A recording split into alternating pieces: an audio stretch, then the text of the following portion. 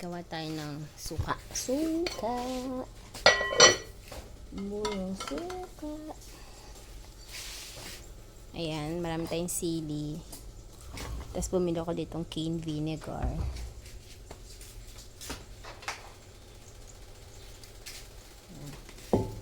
Lipat natin dito yung suka sa bote. So, maglagay muna tayo ng maraming sili. Hello, guys. Lagayan ko na nga yung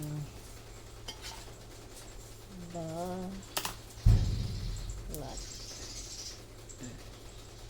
Ay, nalaglag. Ako po, huwag nyo kainin ito maanghang.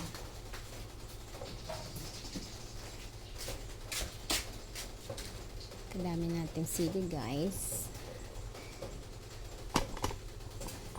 Ito ay sili, Thai sili. So, may mga buto ditong available.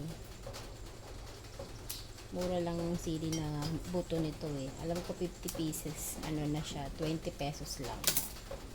So, kung gusto niyo magtanim ng mga sili nyo, ayan, bili kayong buto. O di naman kaya, bili kayo mismo sili. Ayan. Punuin natin ang sili.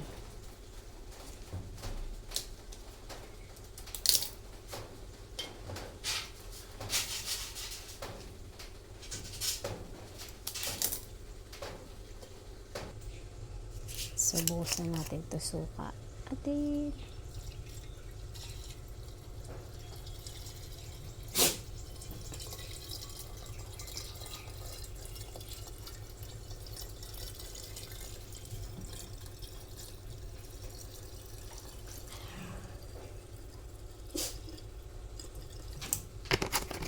Asim.